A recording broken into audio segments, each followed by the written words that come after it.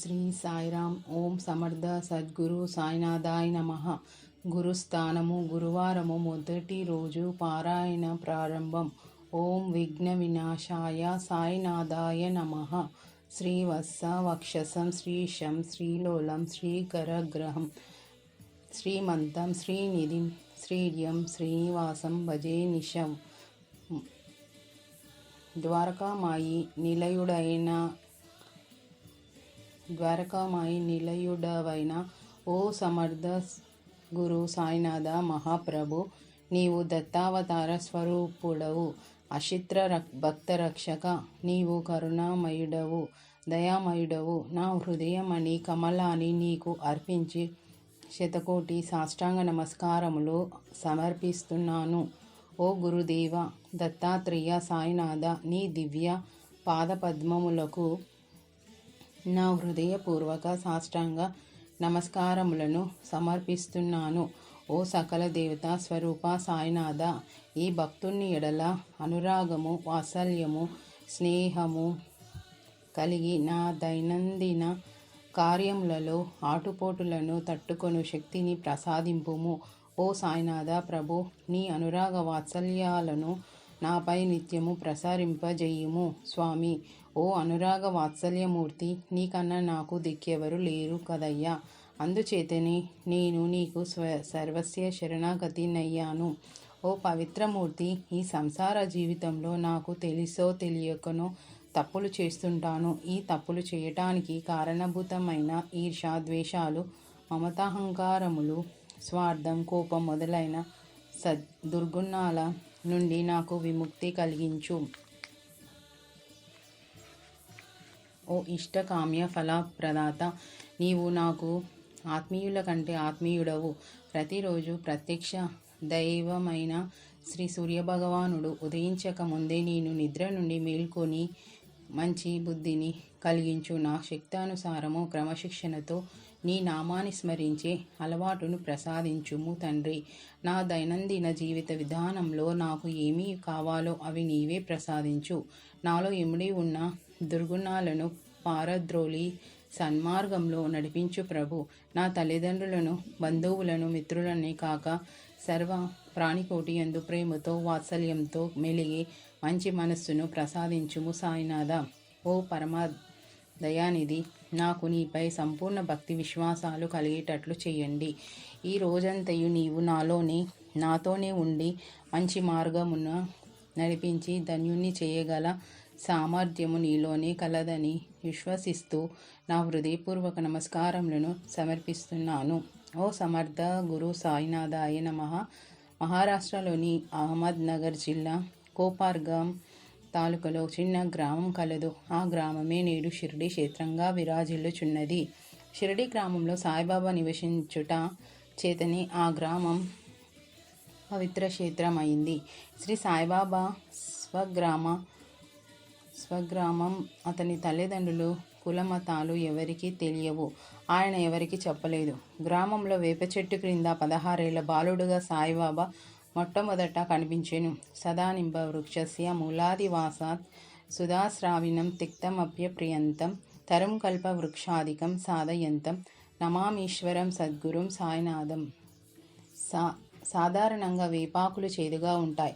కానీ ఎండను, వానను, చలిని లెక్క చేయక రాత్రింబవలు అన్నీ భయపడకుండా బాబా ఒంటరిగా తపస్సు చేసిన వేప చెట్టు ఆకులు చేదుగా ఉండవు. వారి తపోబలం చేత వాటి చేదుదనం పోయింది. అంటే దీన్ని బట్టి వారి మహిమ తెలియచున్నది. వేప చెట్టు కల ప్రదేశం షిరిడీలో గురుస్థానమని ప్రశస్తము చెందినది. బాబాకు ఆశ్రయం ఇచ్చిన వేప చెట్టు ఆకునకు చేదుదనాన్ని పోగొట్టి ఆ స్థలమునకు గురుస్థానము అని ఎనలేని ప్రతిష్టను కలిగించారు. అదేవిధంగా బాబాను శ్రద్ధా భక్తులతో హృదయమందు నిలుపుకొని ఎవరు పూజిస్తారో వారి మనస్సులో చేదుతో కూడిన చెడ్డ గుణాలను, ఈర్షాద్వేషాలను పోగొట్టి వారి మనస్సులో శాంతి, సౌఖ్యములనబడే తీపిదనాన్ని విస్తరింపచేసి జీవితమును ధన్యము చెయ్యుదురు. వేప చెట్టు క్రింద యోగ సమాధిలో కూర్చొని అద్భుత తేజస్సుతో వెలిగిపోతున్న 16 ఏళ్ల బాలుణ్ణి 18 54వ సంవత్సరంలో ఒకరోజు షిరిడి గ్రామ ప్రజలు చూశారు. అతని వివరములు తెలుసుకొనుట ఎవరు సాహసించలేదు. నానా చోప్దారు అనే రైతు తల్లి మంచి పాండిత్యం సంపద కల జ్ఞాన వృద్ధమూర్తి. ఆమె పూర్వజన్మ సుకృతం వలన ఆ బాలుని కారణ జన్ముడుగా జన్మించిన యోగ పురుషుడని తెలుసుకున్నది. ఒకనాడు ఖండోబా దేవుడు షిరిడి గ్రామమందొకని మీద ఆవాహించి ఒక ప్రత్యేక స్థలమును గుణపములతో త్రవ్వమనెను. ఆ విధంగా త్రవ్వి ఇటుకలను బండరాయిని తీయగా మెట్లు గుహ, అందులో 4 మూలల 4 దీపములు, వాటి వెలుగు కనిపించెను. అంతేకాక వారికి ఇంకా చిన్న గది, ఆ గదిలో గోముఖ కట్టడములు, జపమాలలు కనిపించెను. ఈ అందచందాల బాలుడు 12 సంవత్సరములు అచట యోగనిష్టలో గడిపినని ఆ స్థలము అతని గురుస్థానమని తెలిసెను. ఆ బాలుని కోరిక మేరకు దానిని మూసివేసిరి. ఈ వేప చెట్టును బాబావారు విశేషంగా ప్రేమించేవారు. ఒకనాటి ఉదయము పుట్టుగ్రుడ్డి అయిన వ్యక్తి తన దురదృష్టానికి కుమిలిపోచుండెను. అది చూచిన బాలఫకీరు భగవంతుడు దయామయుడు అంటూ తన పవిత్ర హస్తంతో అతని కళ్ళను తాకి దృష్టిని ప్రసాదించెను. ఆ విధంగా వేప చెట్టు క్రింద బాలఫకీరు చాలామంది వ్యాధిగ్రస్తులను బాగు చేసెను. బిజిలి ఔరంగాబాదు జిల్లాలో ధూప్ అను గ్రామం కలదు. ఆ గ్రామం చాంద్పాటీలు అనే ముస్లిము మధ్య వయస్కుడు నివసించుచుండేడి వాడు. అతడు శ్రీమంతుడు. అతని గుర్రమును ముద్దుగా బిజిలి అని పిలిచేవాడు. 1856వ సంవత్సరములో అతడు బిజిలిపై స్వారీ చేయిచు ఔరంగాబాద్ పోచుండెను. మార్గమధ్యమున బిజిలి తప్పిపోయెను. దిగులు నిరాశలతో అతను బిజిలి యొక్క జీనును భుజము మీద వేసుకొని నడుచుచుండగా దారిలో మామిడి చెట్టు క్రింద ఒక వింత ఫకీరును చూచెను. ఆ ఫకీరు ఆజానుభావుడు.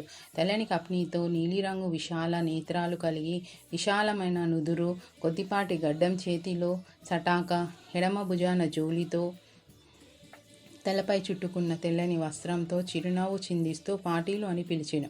ఆ పిలుపును విన్న చాంద్బాయి ఆశ్చర్యం చెందెను. అతడు ఫకీరు ఆనతి ప్రకారం కాలువ వద్దకు పోయి గడ్డి మేయిచున్న గుర్రమును చూచెను. అతడు ఫకీరును యోగి పుంగవుడుగా గుర్తించెను.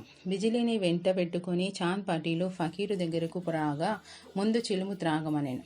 చాంద్బాయి నీరు నిప్పు ఎలా వస్తాయిప్పుడు అని ఫకీరును ప్రశ్నించెను. అంత సటాకతో నేలపై గుచ్చగా నీరు వచ్చెను. మరలా సటాకాను భూమిలోనికి గుచ్చగా నిప్పు వచ్చెను. ఆ నిప్పుతో ఫకీరు చిలుము వెలిగించి పాటీల్కు కూడా ఇచ్చెను. చాంద్ పాటీల్కు సంభ్రమాశ్చర్యములు కలిగెను. ఫకీరు మహిమాన్వితుడని గుర్తించిన చాంద్ తనతో రమ్మని ఆహ్వానించెను. ఆ మరుసటి రోజు ఫకీరు చాంద్ పాటీలు ఇంటికి వెళ్ళాను. అతడు గ్రామం మునసాబు. అతని బావమరిది కొడుకు పెళ్లి షిరిడి గ్రామంలో జరుగుచున్నది. పెళ్లి వారు బలవంతము చేయగా ఫకీరు కూడా వారితో బయలుదేరేను. షిరిడి గ్రామ సమీపంలో బండ్లు యొక్క చెట్టు క్రింద ఆగినవి. ఫకీరు బండి దిగుచుండగా ఖండోబా దేవాలయంలోని పూజారి మహల్సాపతి అతనిని షిరిడి విడిచి వెళ్ళిన బాలఫకీరుగా గుర్తించెను. ఆ ఫకీరు కైలాసం నుంచి భూలోకానికి దిగి వచ్చిన మహేశ్వరుడుగా, పార్వతీదేవిగా మహల్సాపతికి తోచింది. ఆనందంతో ఆవో సాయి, యా సాయి అని స్వాగతం పలికిన. మరాఠీ భాషలో యా సాయి, ఆవో సాయి అనగా రండి మహానుభావ, రండి సాయి అని అర్థము. సాయి అంటే సాధువు. నీవు నన్ను సాయిబాబా అని పిలిచావు, నేను నిన్ను భక్త అని పిలుస్తా, మహల్సా అని చిరునవ్వుతో బాబా అన్నారు.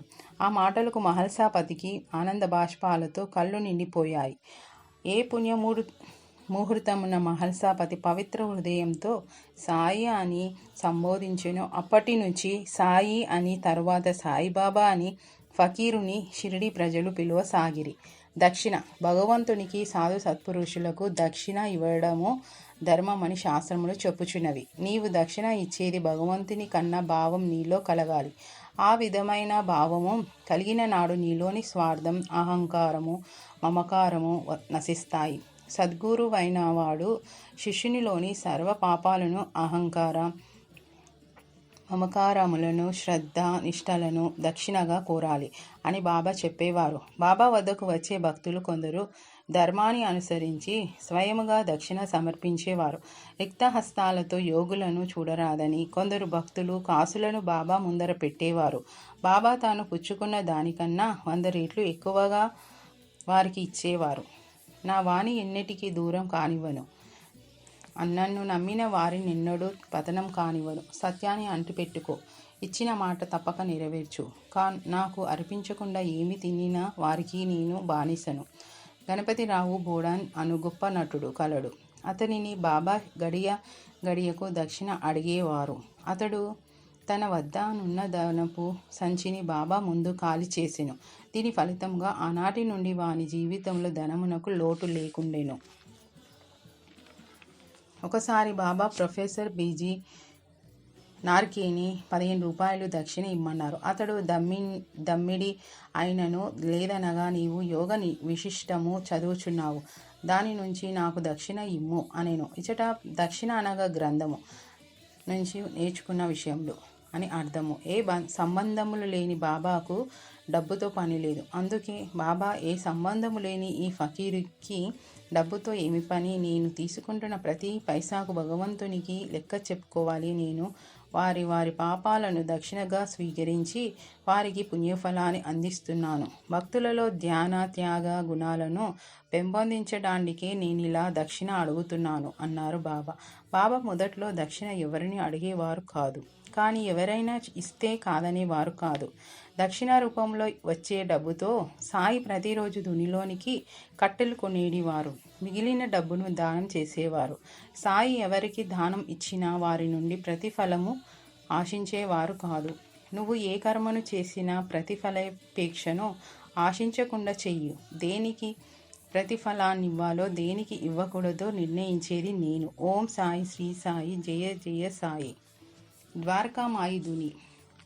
శ్రీ సాయి బాబా తన గురుస్థానం అయినటువంటి వేప చెట్టు క్రింద కూర్చుండేవారు. అతను తరచుగా లెండి తోటకు షిరిడీ ప్రాంతంలో ఉన్న చిట్టడవులలోనికి వెళ్ళేవారు. బాయాజీ బాయి మాత్రం బాబా ఎక్కడ ఉన్నా వెతుక్కుంటూ భోజనం పట్టుకు వెళ్ళేది. మహల్సాపతి రోజు బాబా వద్దకు వెళ్ళి నమస్కరించేవాడు. ఒకరోజు వర్షం విపరీతంగా కురుస్తుంది. మహల్సాపతి బాబాను కలిసి బ్రతిమిలాడి మసీదుకు తీసుకుని వెళ్ళాడు. మసీదుకున్న 5 పాడబడ్డ మెట్లను పంచభూతాత్మకం అనిపించే పంచ సోపానాలుగా భావించి బాబా ఎక్కెను. తనకు మసీదే నివాస యోగ్యమైనదని తలచి తన గురువుగారిచ్చిన ప్రాణప్రదమైన ఇటుకను తీసి నమస్కరించెను. మహల్సాపతి కొన్ని కట్టెలను పోగు చేసి ఆగ్నేయమూల పెట్టెను. కొద్ది సమయమున తర్వాత సాయి తన కనుల నుండి అద్భుత కిరణములను ప్రసరింపజేసెను. వాటి ప్రభావం చేత పచ్చి కట్టెలు ఏ నిప్పు ఆధారం లేకుండానే నిత్యాగ్నిహోత్రం వెలిగి షిరిడివాసుల అజ్ఞానంధకారమును పారద్రోలెను. బాబా వెలిగించిన ఆ కట్టెలను అంటే దుని.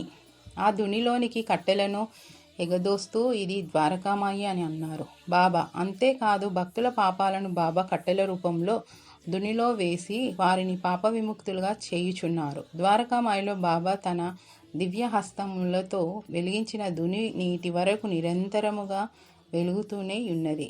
దునిలో మండుచున్న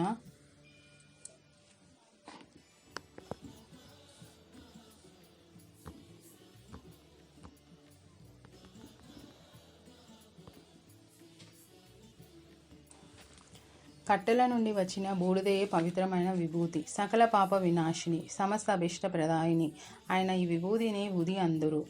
భక్తి విశ్వాసాలతో ఊదిని స్వీకరిస్తే భక్తులు భవరోగాల నుండి బంధ విముక్తులు కాగలరు. అంతటి మహామహిమానిత్వమైన శక్తి విభూతికి కలదు. విభూతి శంకరుని ఆభరణం. అది వైరాగ్యాన్ని సూచిస్తుంది. ప్రపంచము మిథ్యా, జీవితము అశాశ్వతమైనది. మానవ శరీరము చివరకు బూడిదగా మారుతుంది.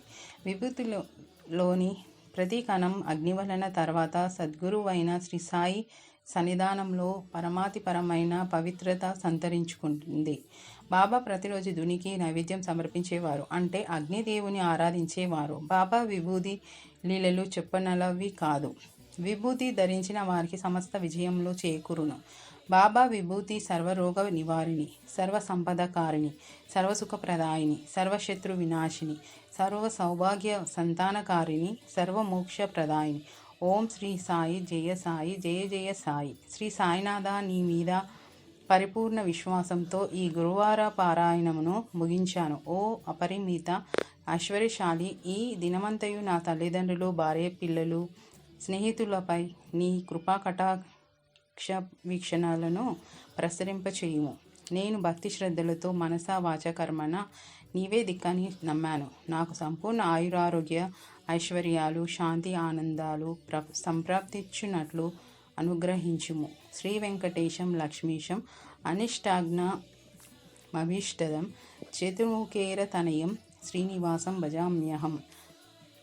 గురువారము పారాయణాన్ని ముగిస్తున్నాను. ఇది మసీదు కాదు, ద్వారకామాయి. ఎవరైతే ఇందు కాలిడుదురో వారు ఆరోగ్యమును ఆనందమును పొందెదరు. మీ బాధలు తొలగిపోవును. ఈ మసీదులో కూర్చుండి నేనెప్పుడు అసత్యమాడను.